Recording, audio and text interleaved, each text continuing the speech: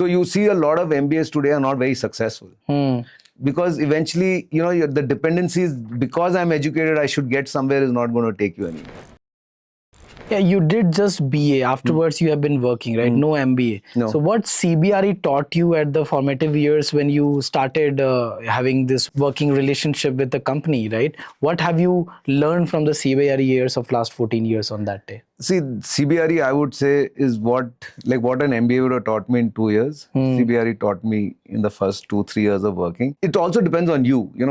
An MBA is really, today, I think in the 90s, it was not as important as it was. But now it is very important, because what an MBA gives you, it gives you at least the base perspective of how do you get into an organization and how an organization works, different categories, which are the different departments.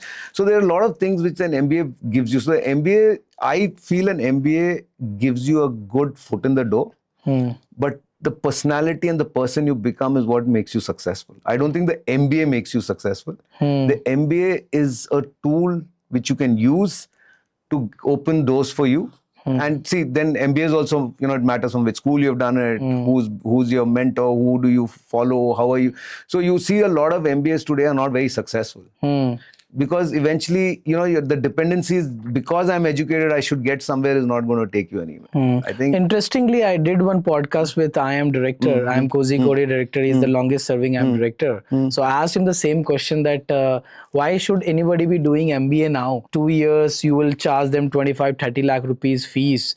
And what are they learning which they cannot find while doing a startup or directly starting work? So this is question right on you, because you have not done MBA.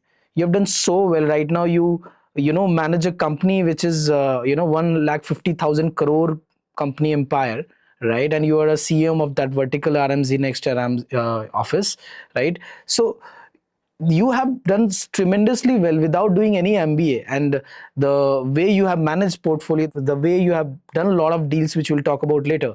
So why should anybody right now be doing MBA? That's what the question comes. It's not about why you should be doing an MBA. See, in today, there are a lot of people, today who have come on, who've come in the press and say MBA is dead. What an MBA does for you is basically put things in perspective. It gives you the opportunity to be agnostic to industry. Okay, that's very important. Today, for me, I would say I'm very real estate focused. Okay. Maybe if I had, gone and maybe done, not that I've not done an MBA, but we've done a lot of informal training. That, your perspective changes. You can say, okay, listen, today I can do real estate, tomorrow I can do finance, day after I'll go do something else. So that is what an MBA gives you upfront. It gives you the perspective of what is out there. Then you decide what you become good at. A lot of people, like today, people go and do IIT and they become engineers, but they're the most successful bankers today. Why? Okay.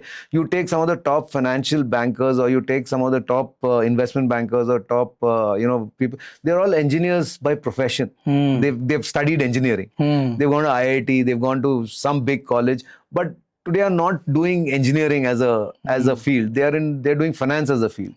So I think the education gives you that larger perspective. Unless you're very focused from day one, you're saying, no, I want to do this and I'll follow it. And if I succeed, I succeed. If I don't succeed, I'll fail. That's a different way of looking at it. If you believe in something, follow it, go through with it. If you succeed, fantastic. If you don't succeed, your education is going to take you back to doing something else.